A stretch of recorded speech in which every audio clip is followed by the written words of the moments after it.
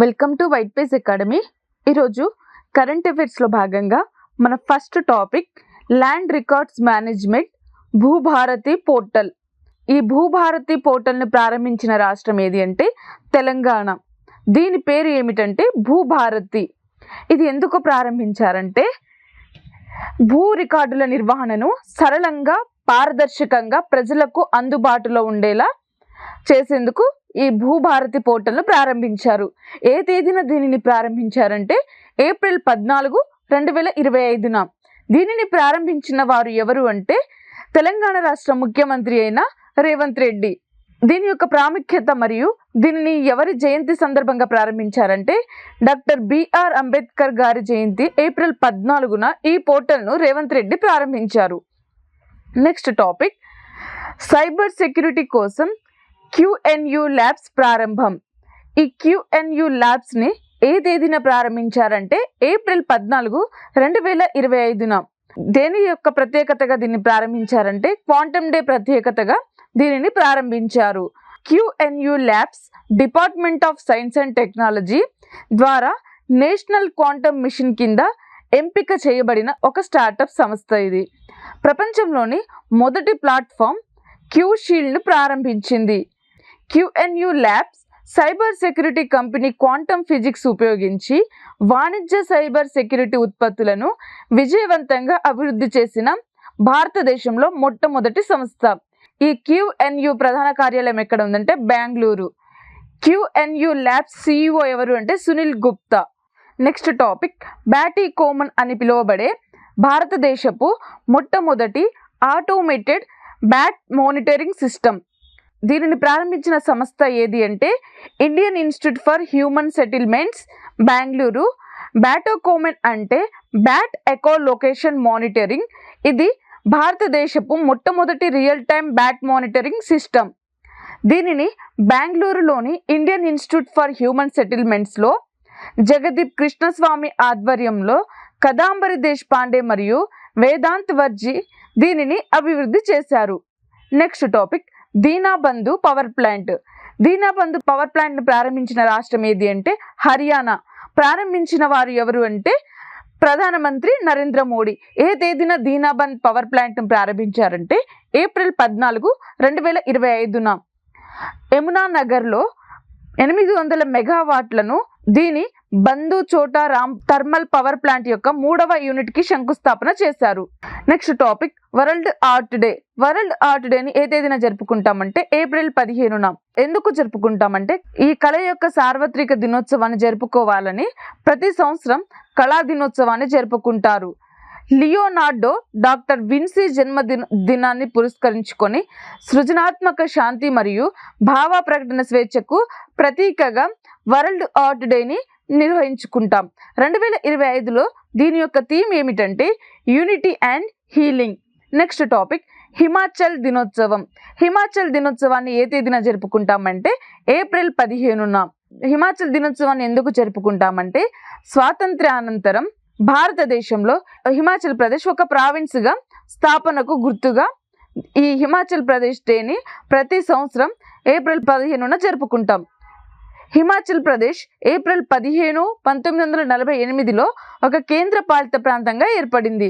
పూర్తి రాష్ట్ర హోదాను ఏ సంవత్సరంలో పొందిందంటే జనవరి 25, 1971. హిమాచల్ ప్రదేశ్ యొక్క రాజధాని ఏది అంటే సిమ్లా. హిమాచల్ యొక్క ముఖ్యమంత్రిగా ప్రస్తుతం ఎవరు విధులు నిర్వహిస్తున్నారంటే సుఖ్వీందర్ సింగ్ సుక్కు.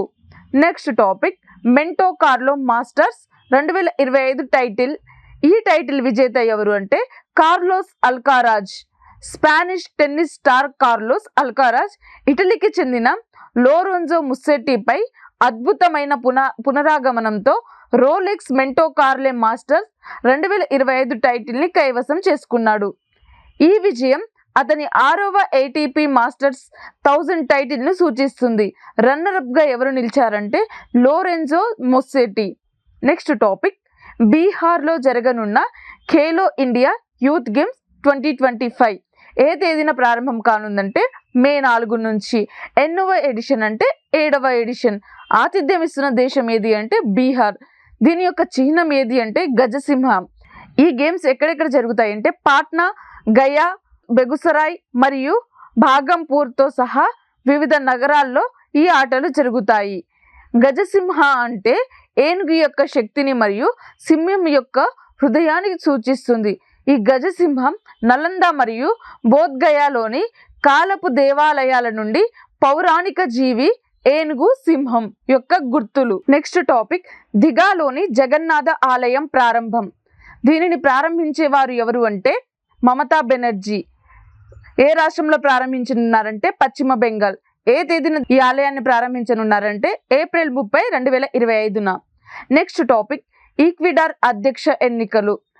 ఈ ఈక్విడార్ అధ్యక్ష ఎన్నికలలో విజయం సాధించిన అధ్యక్షుడు ఎవరు అంటే డేనియల్ నోబోవా.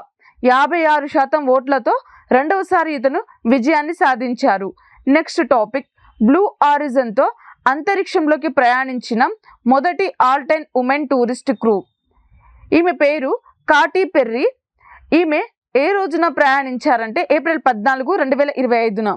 గాయని కాటీ పెర్రీతో సహా 6 మహిళలు బ్లూ ఆరిజన్ యొక్క న్యూ షెపర్డ్ NS-31 స్పేస్ క్రాఫ్ట్లో ఒక షార్ట్ స్పేస్ టూరిజం విమానాన్ని విజయవంతంగా పూర్తి చేశారు.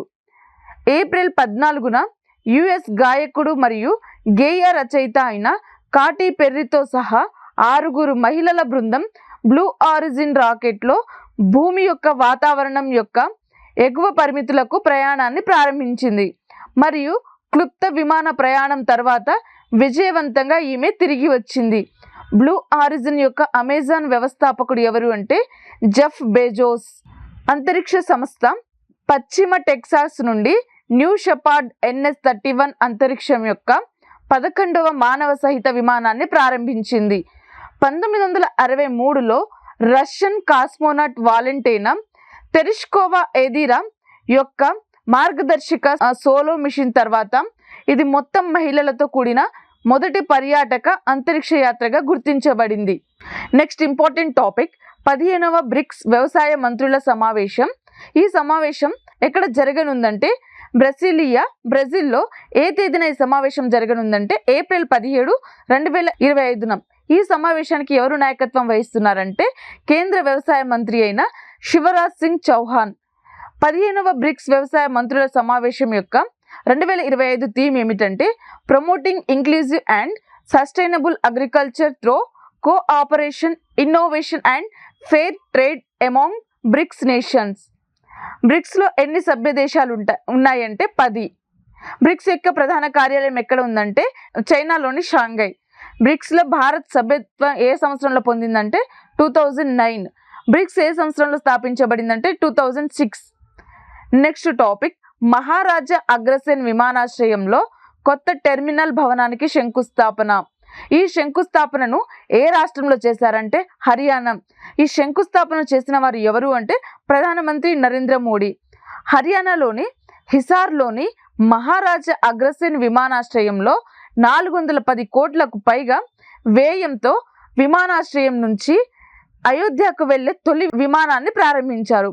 ఈ అభివృద్ధి భారతదేశం అంతటా విమానయాన మౌలిక సదుపాయాలు మరియు కనెక్టివిటీ మెరుగుపరచడానికి ప్రభుత్వం యొక్క విస్తృత ప్రయత్నంలో భాగమని చెప్పవచ్చు. టెర్మినల్ ప్రాజెక్టులో ఏం సౌకర్యాలు ఉన్నాయంటే ఏమేమి ఉంటాయంటే ఆధునిక ప్యాసింజర్ టెర్మినల్ మరియు కార్గో సౌకర్యం మరియు ఎయిర్ ట్రాఫిక్ కంట్రోల్ భవనం ఉన్నాయి. నెక్స్ట్ టాపిక్ IPL చరిత్రలో అత్యధిక వ్యక్తిగత స్కోర్ సాధించిన భారతీయుడు ఎవరు అంటే అభిషేక్ శర్మ. యువ SRH బ్యాటర్ అభిషేక్ శర్మ ఒక భారతీయుడు. SRH అంటే సన్ రైజర్స్ హైదరాబాద్. అత్యధిక వ్యక్తిగత స్కోర్తో కొత్త IPL రికార్డును అభిషేక్ శర్మ నెలకొల్పాడు. పంజాబ్ కింగ్స్ పై 55 బంతుల్లో 141 పరుగులను ఇతడు చేశాడు. గతంలో KL రాహుల్ 132 పరుగుల రికార్డును అధిగమించారు. Next last topic ACI world report 2024 ప్రపంచంలో అత్యంత రద్దీగా ఉండే విమానాశ్రయం. ఈ రిపోర్ట్ ఇచ్చింది ఎవరు అంటే ఎయిర్పోర్ట్ కౌన్సిల్ ఇంటర్నేషనల్. 2024 ఢిల్లీలోని ఇందిరాగాంధీ ఇంటర్నేషనల్ విమానాశ్రయం ప్రపంచంలో అత్యంత రద్దీగా ఉండే విమానాశ్రయం. దీని యొక్క ర్యాంక్ ఎంత అంటే 9. ఎంతమంది ప్రయాణికులకు ఇది సౌకర్యం కల్పించిందంటే 77 మిలియన్ల మంది. ప్రతిష్టాత్మక గ్లోబల్ టాప్ 10 జాబితాలో ఉన్న ఏకైక భారతీయ విమానాశ్రయంగా ఇది మిగిలిపోయింది.